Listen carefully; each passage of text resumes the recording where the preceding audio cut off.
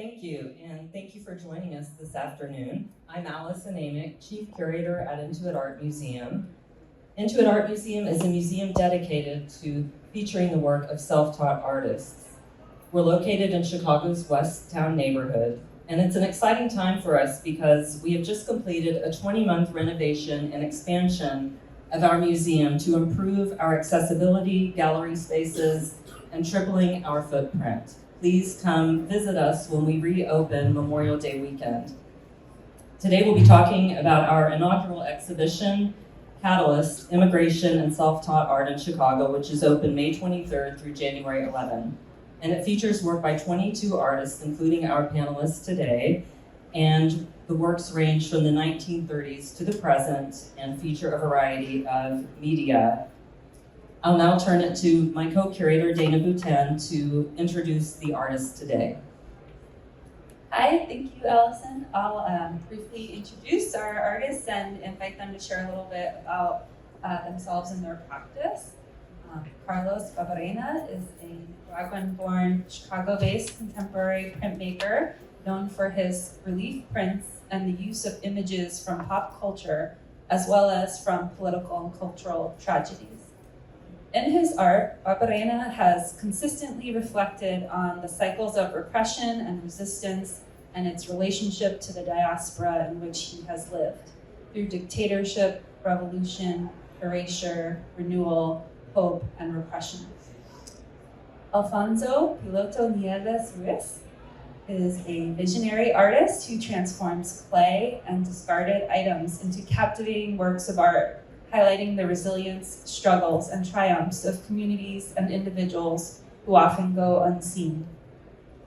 His journey as a former undocumented immigrant from the Sierra Gorda de Guanajuato and Caratajos barrios is a testament to the power of art as a tool for self-expression, communication, and transformation. Pooja Pittie is a self-taught visual artist based in Chicago, working with a disability, a progressive form of muscular dystrophy. She explores the complex interplay between body and mind, movement and stillness. Raised in Mumbai, India, Pittie trained as an accountant and earned her MBA in finance from the University of Chicago before transitioning to a full-time art practice in 2016. So now we'd like to invite each of you to say a little bit about your practice. Piloto, would you like to tell us a little bit about your work? Thank you so much, first of all, for inviting us and giving us a voice. I think it's a very important opportunity to, as a self-taught artist and as an immigrant, be able to express ourselves. And my work is made with clay and discarded materials, and also now culinary arts. I work with discarded materials because everything, I believe, comes from the earth, and the earth itself as clay, as a humble material that gives us the opportunity to mold it as we want and incorporate the work and to express myself. And it's what has given me voice as an immigrant. Thank you so much. Pooja, would you like to share with us? Hi, I'm Pooja Pittie, and thank you, Alison and Dana, for having us here for this conversation. I'm a painter and fiber artist, and I use abstraction, color, and material to basically express the body-mind connection. So as I live with a progressive muscular disability, it is my intention through my art to convey the way energy kind of shifts over time. And it's my hope that when a viewer encounters my work, it makes them aware of their own relationship to their body, mind, and just creates this shared kind of universal experience that we all have. My paintings tend to be quite large scale, and they are the more physical kind of aspect of my practice. The fiber work is adding a different layer, I would say, to my exploration of color and movement. I moved to the US in my early 20s, and so I'm really excited to be here and have this conversation about migration and self-taught art. Thank you so much to Dana and Alison for inviting me to this panel. I'm so honored to be alongside those amazing artists. My practice is mostly based in my own experiences. Coming from Nicaragua, I was born during the time of the Somoza family's dictatorship in the 70s, and after in 1979 happened, excuse me, the revolution. So I lived through those kind of experiences, and after I immigrated to Costa Rica as a minor.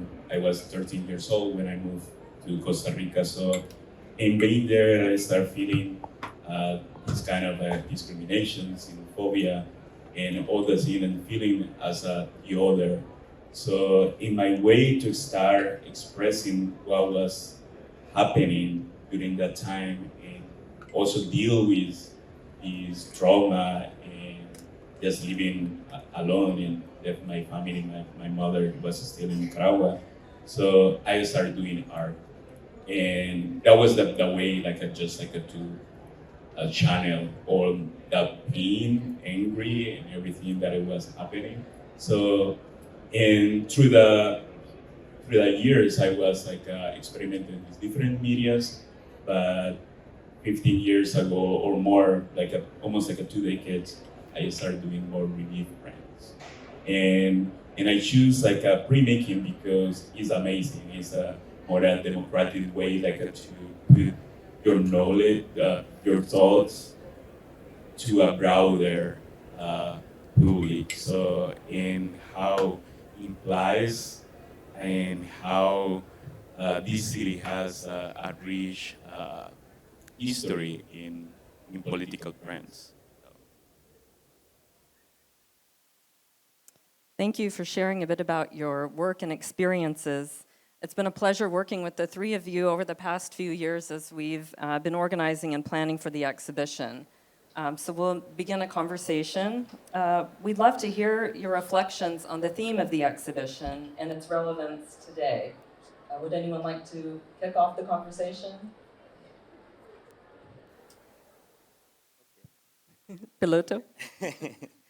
Well, for me, the theme of immigration, and speaking as a former undocumented artist, and have the opportunity to be showing what I do, it has been very very important because I feel like as human beings we have creation as our own essence.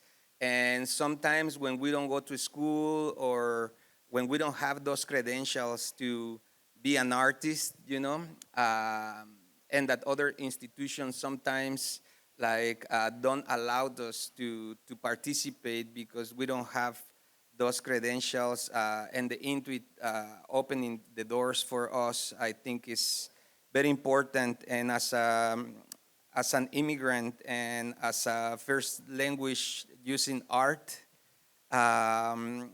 it's the best way to keep these moments that we're living, this environment that we're living right now, with the politics and everything, having the expression as a tool, as a resistance, or as a way of flourishing and supporting each other, and being able to communicate that way and having these opportunities is a way to be able to speak for the people and to show that we're all immigrants and that we are like the monarch butterflies that pass through United States, flying from Mexico all the way to the north. And as the generations pass by, some of like they take 4 to 5 generations to travel, and the generations that are born and the way there, they know which way to go and which way to come. And as immigrants, after one generation, we lose the track and we are lost. We feel entitled and we feel like that we are like, I don't know, yeah, entitled. So for me, I would like to use my art and as a way of that butterfly that comes back all the way in one shot to our roots, and our roots is the same for everyone. We're part of the earth and we're part of the same thing, and we have creation as expression. So why not to celebrate it in a way like this? So yeah, thank you. Yes, yes, thank you, Piloto. Thank you.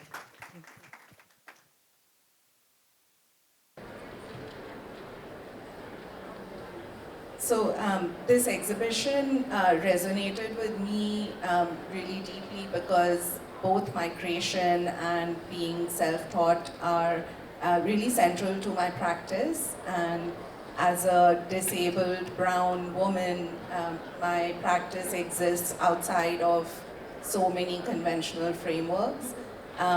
So this exhibition, I think, is really asking us to confront, who gets to be seen in institutions, whose stories get to be told, what defines artistic value. And I think, as self-taught artists, even though we built our practices outside of traditional models, we're still very deeply engaged. The work is very rigorous. It's very intentional. And so I think we should be part of these larger contemporary art conversations. And this exhibition is creating that space for more artists whose backgrounds or paths or even bodies are challenging traditional norms.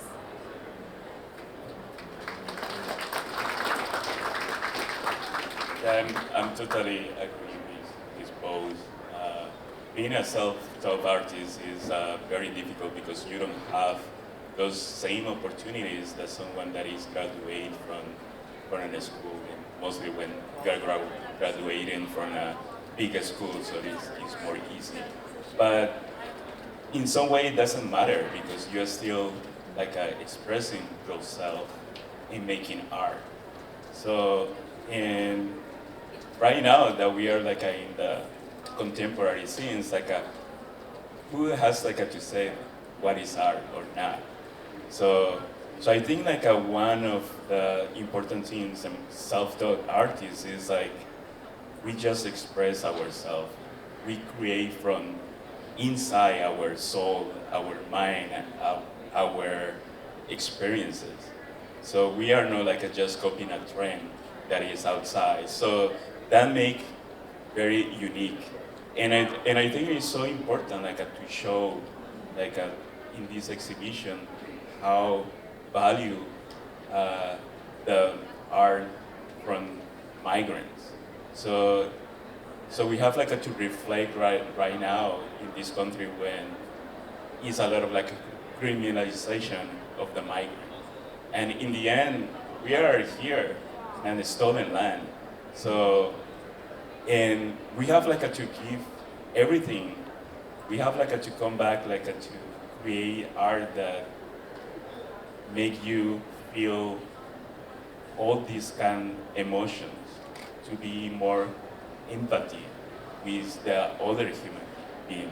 Because it's just one planet, we are here and we have to share what we have. So And I think that that is very important. I was looking at the art, and it's like so many connections. There were artists that they were suffering, like from the Armenian genocide, that they have like to live as a kid, take a train. So it just resonated to my own life, or people just like losing their families, or just, you know. So I think is the part that is very important to be in this exhibition, that has this conversation between different artists.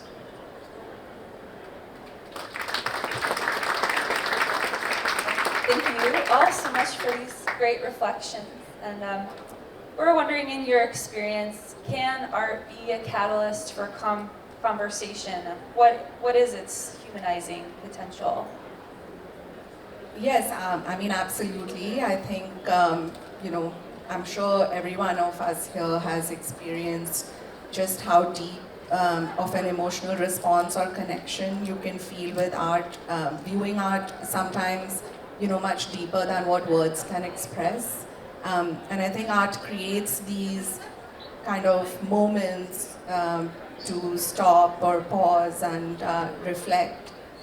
Like with my work, what I've observed often is maybe a viewer connects with a material or responds to a color that I've used, and maybe it just gives them an opportunity to kind of stop and think about their own journey in that moment, or their own kind of relationship to their body and mind. And so I think in this way, art for me, what I've seen, what I believe is, so it's not just representing my experience, but it's also in some ways transferring it. And I think that's just so powerful. I think that's where the, you know, the humanizing potential lies. Like, it gives you this very direct emotional access to a viewer.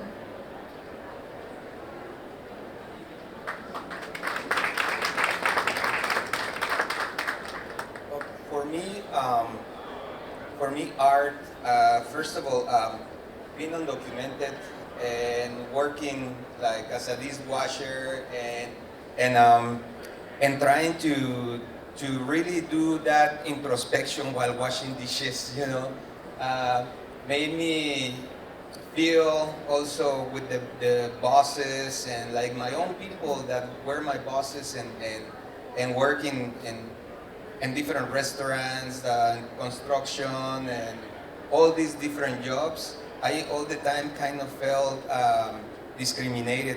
First of all, I didn't speak any English, and when I started creating art, I started seeing different doors that were opening for me, and my art was, or in general, art is a bridge that connects people. It doesn't matter what language you speak or what's your background, your status, anything.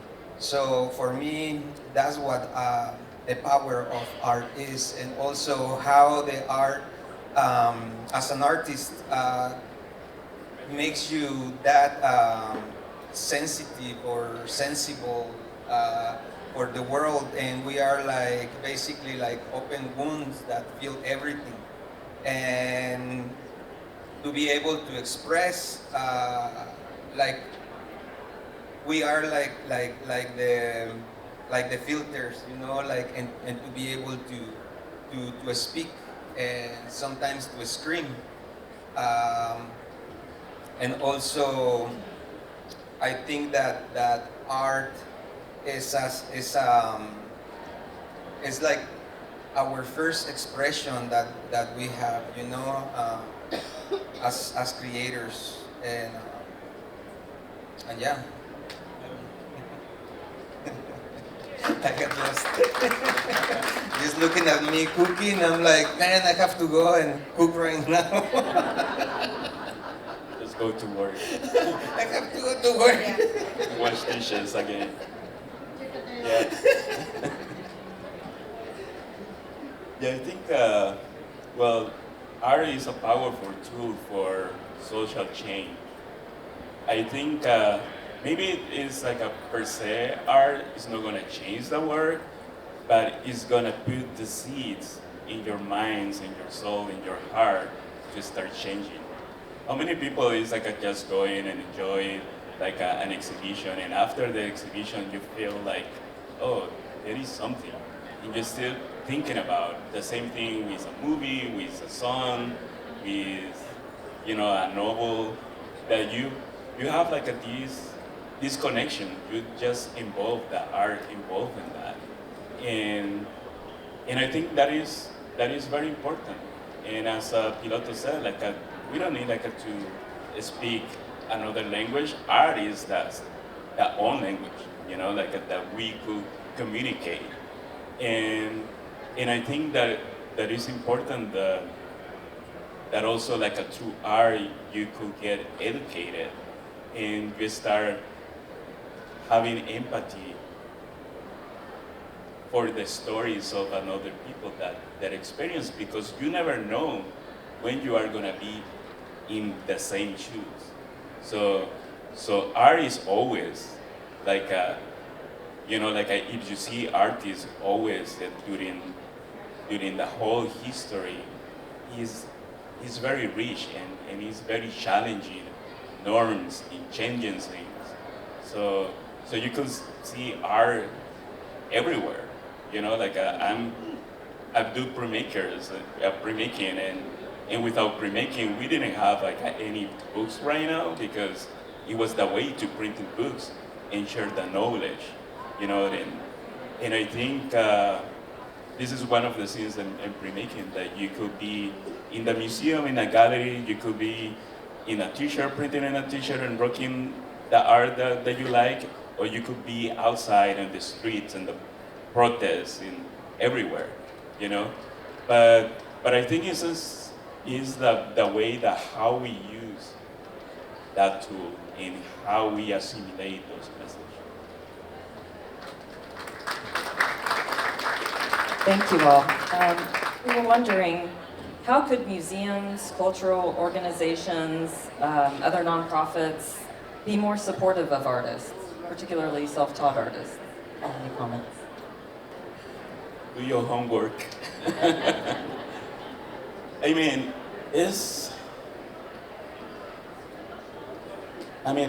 I don't know how to start. I think the important part in museums is very important, to have the support to show the work. But I think I feel more like a more investment in education. So many public schools lack of art classes. So, and I think it's the new generations that they are coming, if they don't feel the same experiences in art, of course it's gonna reflect in our society. So I think in that way, we start just growing the seeds, just planting the seeds and just putting water, and those people start being more involved in art. But I think in my own experience, being a self-taught artist and being in Chicago for more than 16 years, I only got a grant here, and that it was mostly specific for people of color, low income, self-taught artists, and that one it was from, I think it was in 2019, from the Chicago Artists Coalition. So I think if we have more equity in those funds, more distribution, so it will be great. But also in my case, the support of my family and making a lot of sacrifice to produce work and doing another things just to support projects. It was the way that I have been working. If I don't get any funds, any grants, anyway, I'm gonna look the way to do it. So I think I don't know what else do you think about it? Yeah, well, in my own experience, like being a self-taught artist and going to the institutions, they are all the time like trying to control, the funding. I served in the Evanston Arts Council for 3 years, and when in my time there, uh, I felt like I have to be the voice to speak up for the immigrants and for the artists, because, for example, all the grants go to, let's say, non-for-profit organizations or different institutions, and then the institutions and the non-for-profits get the artists and give them a percentage of what they get, and we are the ones that are chasing like the bullets and like talking to the people in the street and doing the work outside. And I was telling them, hey, like we as artists, we know how to count too, so let's give us the money to us, and then we look for the institution that we feel like we aligns with what we believe, and we can work together. And because sometimes they get like from 30 to 70%, and as an artist, like sometimes they just give you like really little bit of money, and you are the one doing all the work. And I'm talking, for example, about public work. And when you create public work, is like you are creating a new member of the society. So you have to work with the community. You are doing community engagement. You are doing all these basically how do you say, like curing or like weaving or healing the social fabric that has been broken, and as an artist we deserve that opportunity. Working over there in the Arts Council, I proposed that as an immigrant, like I was cooking or I was washing dishes, and I'm losing my time here. Like I feel like I should be there outside doing art. For example, I have known cooks that for generations, thousands of years, like we are coming from a millenary culture that they weave petates or they carve rock and they are washing dishes, So for us, like I guess we just need to try to approach more in the institutions to be a little bit more open and give us the opportunity, trust us.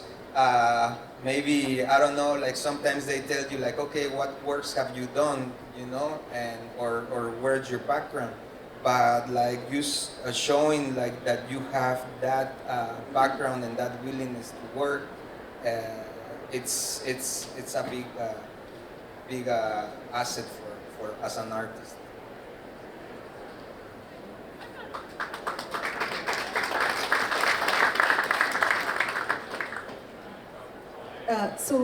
For me in Chicago, I feel like there were a few organizations that really helped to build and support my practice quite early on. So Hyde Park Art Center, Chicago Artists Coalition, we have the South Asia Institute, Intuit Museum. I mean, there are spaces that are kind of creating spaces for artists who basically don't fit into a mold, right? But I still think there's so many barriers.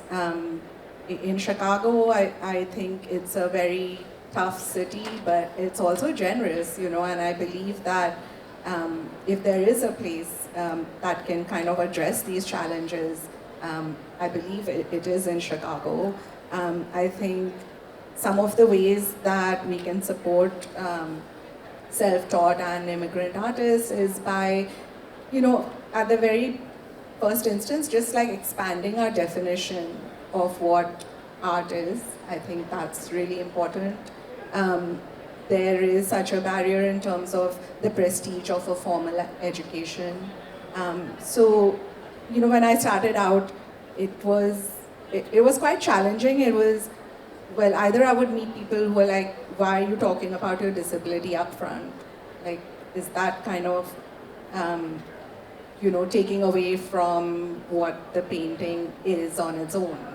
And then on the other hand, it was like, well, your paintings are so beautiful, but where's the struggle of a disability, right? Like, it felt like I just couldn't get it right. And so I just thought to myself, well, I'm just going to talk about my work in a way that makes sense to me. And then I think that served me well, just not trying to fit into that traditional system or model, and just having almost like the freedom to talk about it the way, however I want to talk about it. I feel like there is a certain responsibility, I feel, to other artists that are self-taught as well. For organizations and institutions, I think welcoming more like hybrid identities, not thinking that we are just one thing as an immigrant or as someone who didn't go to art school. So the way institutions frame their language or present the work, I think there's opportunity there. In today's climate, I think funding for sure, like funding and mentorship for artists who've come to this with not following like a traditional path. But yeah, I think Chicago, like I said before, is a very generous city, so I'm really hopeful given what we're experiencing now. I'm so glad to be here in Chicago, and I feel optimistic because of where I am.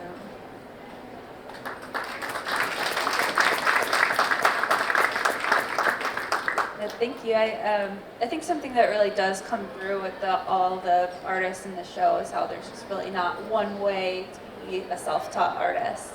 Would love to hear maybe how your work has evolved, what issues you've been processing or working through more recently in your work.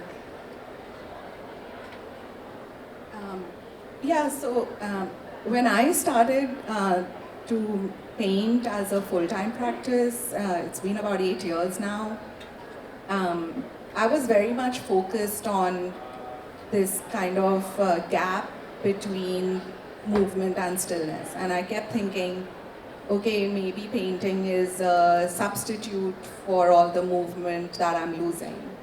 And I think it was in 2019, 2020 that I came across through a residency that I was doing about the concept of body-mind.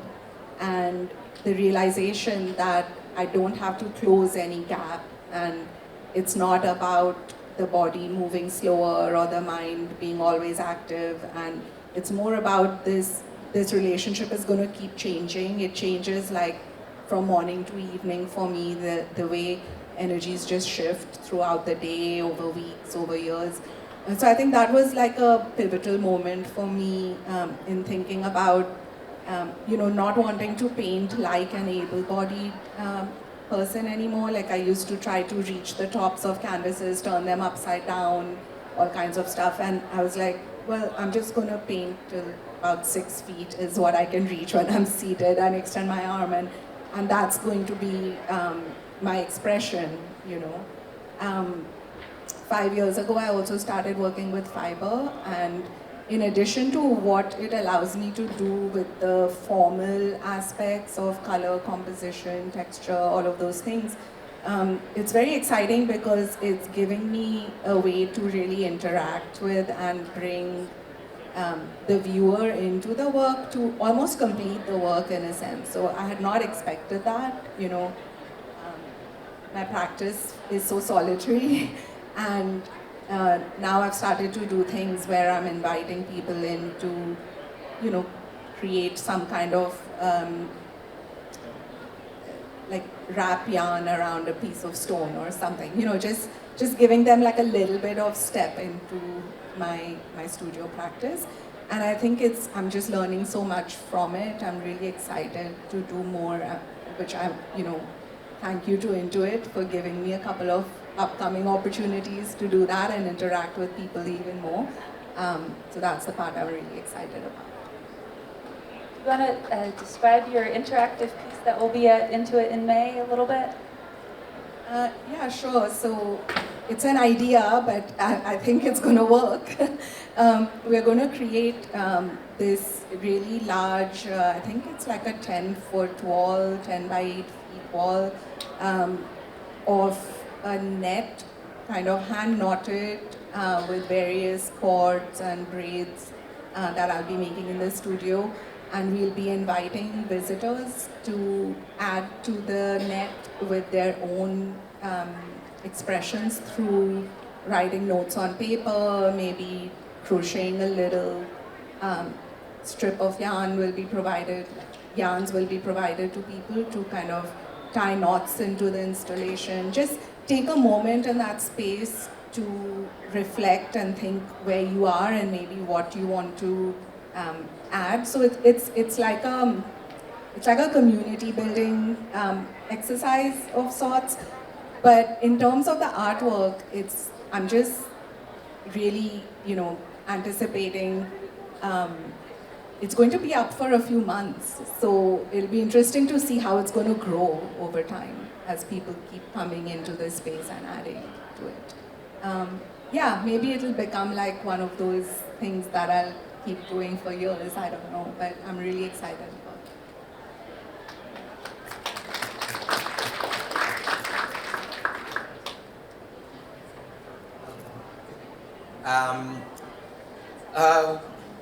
I haven't been able to do my personal work probably since 2020 because I have been developing a restaurant and basically doing like from the tables, the art on the walls, the dishes, everything. And I have been doing a lot of community work.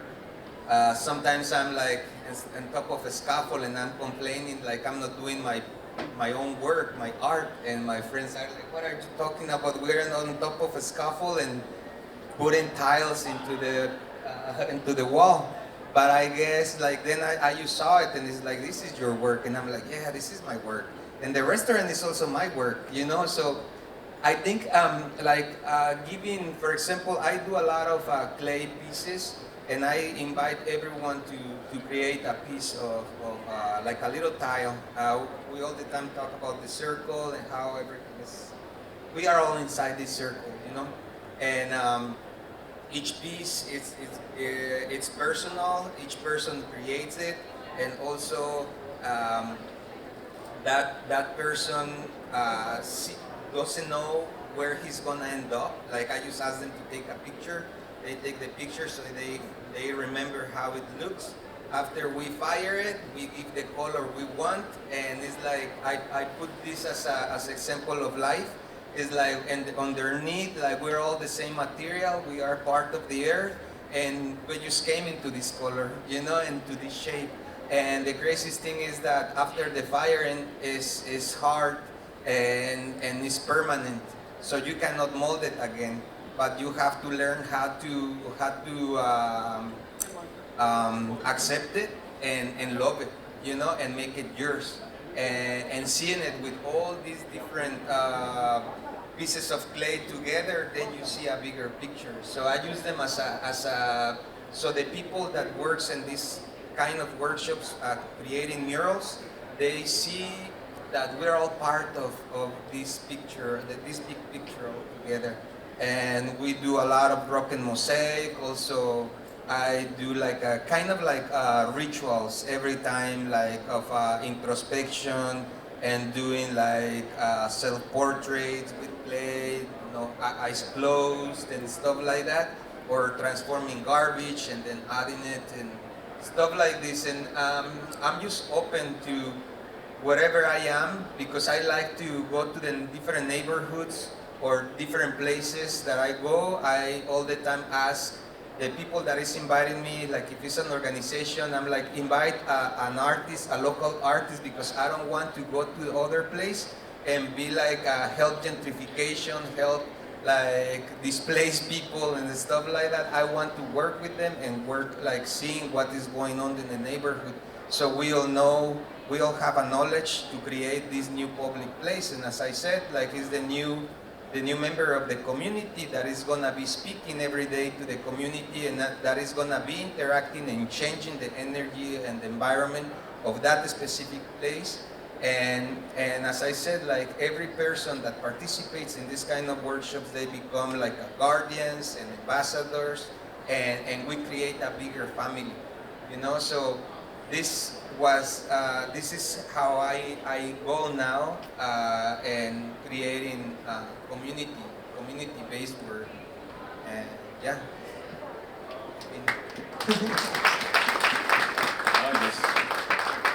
That's great.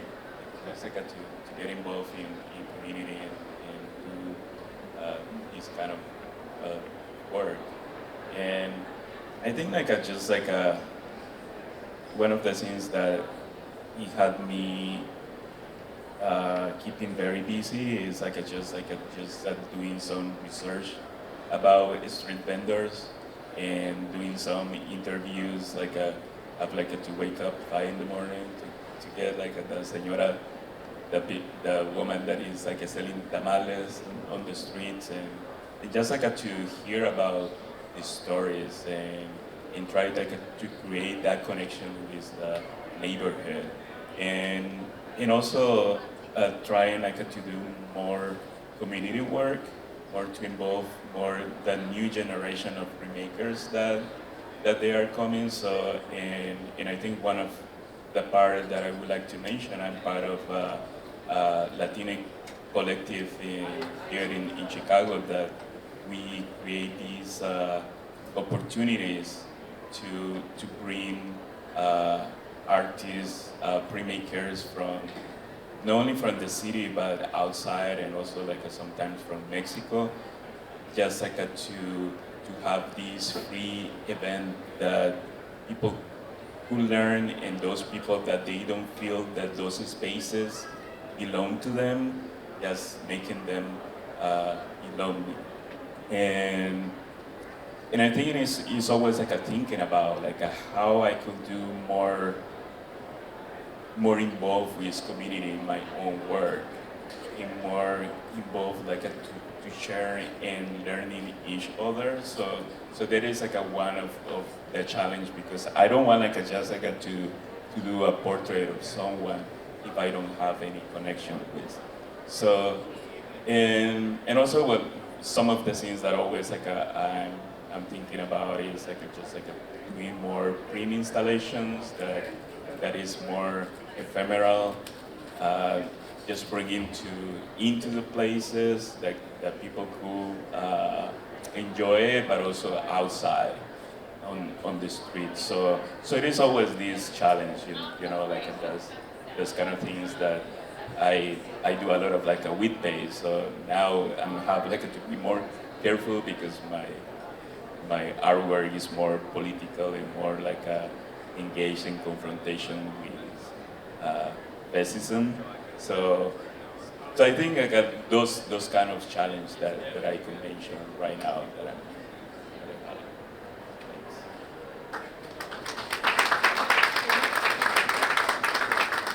Thank you all so much, and we'd like to open it up to the audience if you have questions for Carlos, Piloto, and Pooja.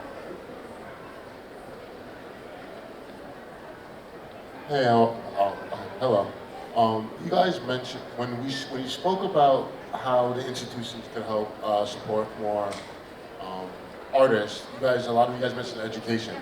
So I was wondering, what ways do you think institutions could help educate the community or the public more? I wonder is it awareness about current artists? Is it just raising the next generation of art lovers? Just curious about that. Yeah, I think it's just a more investment from the city to a school, to public school, mostly in the south side. So when I was, I think I was just moving to Chicago, and that happened. It was this Democrat mayor, Rahm Emanuel, that closed more than 50 schools in the south side. So that is affected a lot. And I had the opportunity like to teach some workshop, and it was this program After School Matters. And now I don't hear more about like more like those kind of spaces, you know, like and I think I think like the investment that we need like to do is mostly like in schools, and also like creating community centers in our neighborhoods too. That is gonna help just like to create those opportunities to kids that come in and learn something there. So, but I think one of the most important thing is like just just put more into education. There is like some programs I could mention. For example, one of the programs from the National Museum of Mexican Art that is called Yorocali, that is just an incubator for the new generation of artists.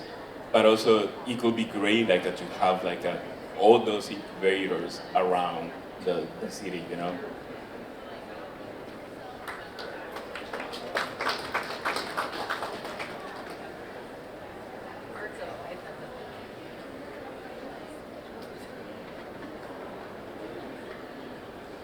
I just wanted to follow up on the idea of schools and the cities doing this in this time of budget constraints. Art on the cart, classrooms not dedicated to art. I believe it's imperative that we figure out how to finance this in a larger sense so that we can bring community together. And it would mean something like what happens in PTAs in school districts, where some PTAs earn money more than others. So why not just bring all of that money together in one area so that people can access it for education in a way that's much more equitable, much more supportive of really developing the interest in young people for art. And that's something that we do because we value our thoughts about how to do that, and we make our budgets follow that. I have been a teaching artist for so many years that I go from school to school, and as you said, like teaching in a art car is the life. And if you go to, let's say, back of the yards neighborhood or Pilsen, you have like 35 children in a classroom. 10 of them are with like different disabilities, autism, and you name it. And we don't have the resources sometimes to help. But also we have also, for example, children that are like in the line of becoming like gangbangers, or like they are like a special children, you know. And those that are the ones that I love to work with, because I wasn't a special child, you know, like, and I always love to hear their stories and to talk to the children, and like the teachers get amazed, like, because they, for example, they give me six kids, 7 and 8 graders, and they put me like 2 helpers, social worker, and the principal, and you know, used to control them. And when you start talking to them and getting to know them, ask them like what's their name, like did you eat today, and stuff like that. Like many teachers don't pay attention to that, you know. And they start opening up and they start creating, and they are like, oh my God, Juan never pay attention to me, and now he's like creating all these beautiful things. And for me, that is the education that we all have to receive since children, that we are capable of creating and taking our life as artists and shape it the way we want, and know that we have the power to change. And that's what I love to work with garbage. Also because, for example, I go to schools that they have $200 for the art teacher, and she has like pre-K to 8th grade, you know, with $200. And I'm like, okay, we'll work what I love to work, garbage and paper and engrudo, which is just flour and water. And at the very end of the conversation with the children of the classes, I'm like, okay, let's just imagine what we want, and then let's put action, and then just create it. And then after we're done, I'm like, all right, so since we were able to transform garbage, why we are not able to transform ourselves, you know? Why we cannot be just like having that idea of whatever we want, and then just put the effort and just change it and paint it, put color, like dance it, like do whatever you want. And for me, that's the education that all our children need. Like they know that we have the power.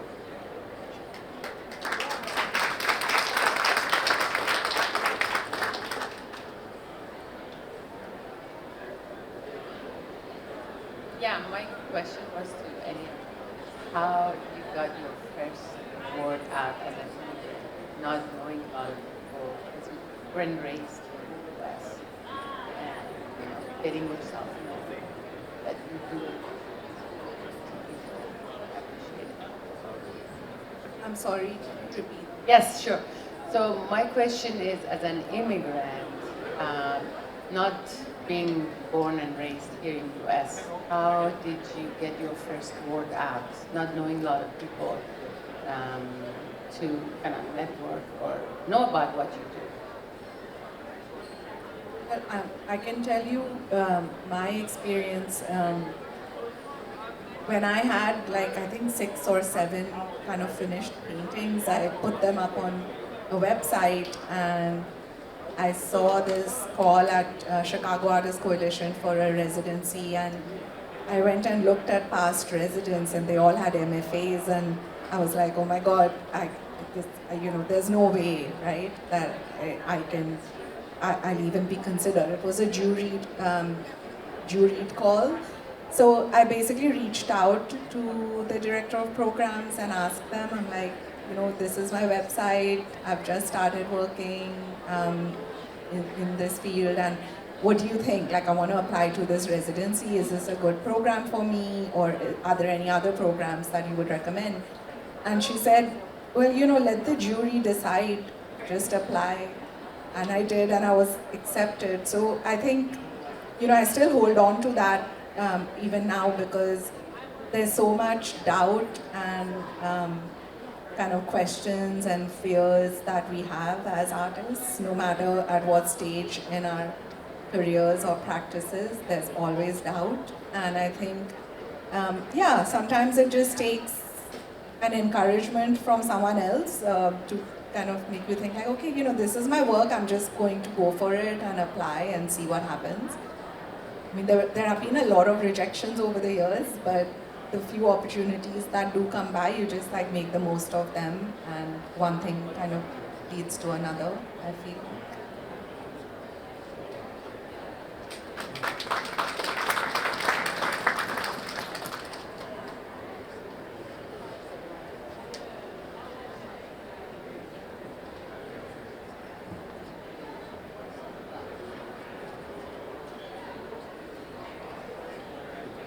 Hi, this isn't so much a question as a congratulations. Here we are in this hall with all of this art, a bunch of it titillates, excites, is interesting, makes us curious. But you are artists, we're working to help people walk in your shoes, to change the way we think, to bring community together. So that's very exciting. And I commend you for being that kind of artist.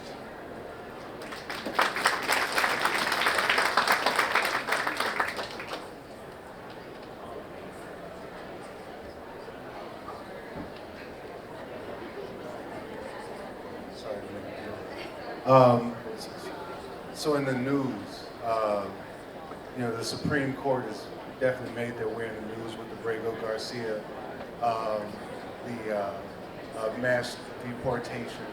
Hopefully you're familiar. What do you think the role of an artist is in responding to peculiar times such as what we're going through with the Supreme Court and the government? Well,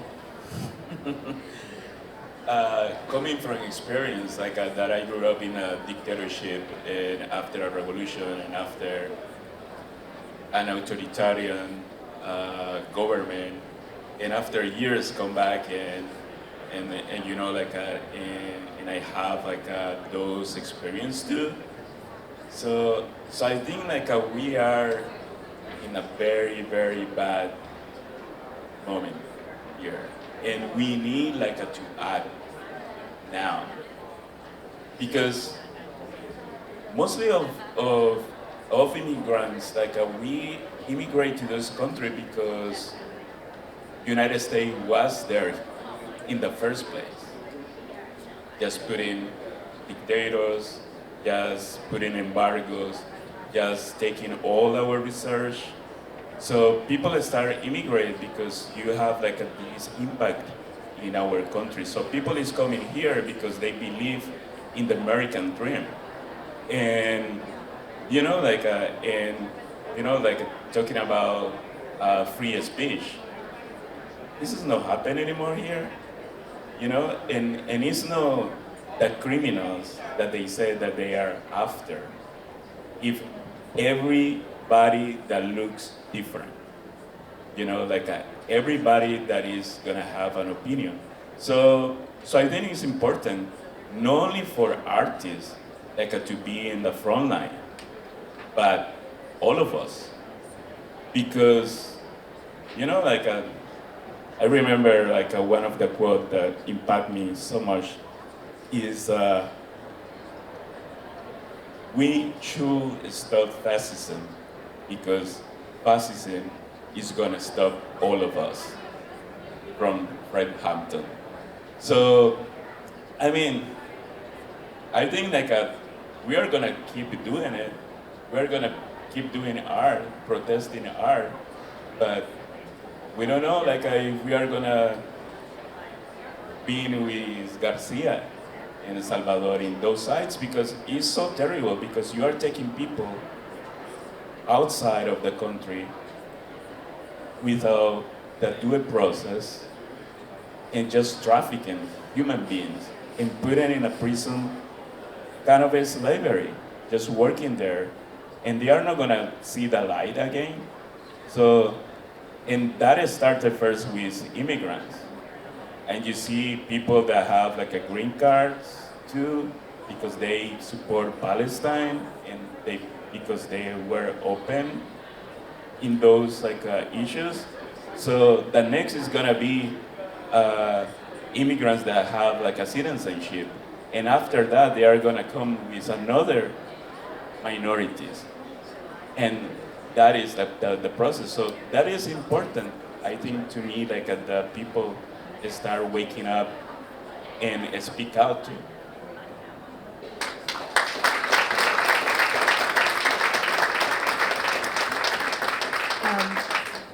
I also wanted to add here that, this question that you asked, what is the role of artists, right? I always start out by feeling really helpless, and I feel like there's nothing really that I can do to bring about any kind of meaningful change. And then I do think I've been trying to hold on to the fact that just keeping on making the art that I'm making, just being here, keep talking either with my voice or through my art, I think is really important. And I have a disability, I'm an immigrant, I'm a woman. There's many times that even though I have privilege in a lot of areas in my life, there are times when I know that it's important for me to just keep expressing who I am through my art, and hopefully that will connect people together, either by realizing there's nothing to be afraid of someone who's different than you, that we are all connected. And so I do want to say, to me, holding on to that keeps me a bit grounded. And, if I'm not out on the streets protesting, but I feel like showing up in the studio and making the work is its own form of resilience or defiance. An act of resistance too. exactly. That I think that art is our best way of rebellion. You know, because we are like we are doing introspection and we are not letting anybody else to dictate what we want, what they want us to create, and also to create community, to keep getting together, so we get to know each other, we get to know the neighbor and stuff like that. Because then is how can we support each other. And this time of chaos is when the art like really starts like coming up more. And for me, like before I was all the time in the protest and stuff like that, but now I'm like, right now I'm just gonna get them when they're young and give them a brush and make them sensitive, you know, and change that since they are young, because it's the like just to for them to get to know that they have different options, and get to know that like we as people have art as a creation tool, and to get to know each other through our work. Yeah, it's the best way to do it. Yeah. Thank you, everyone. We've been given the signal for time. We appreciate you coming out and joining us today. Thank you so much.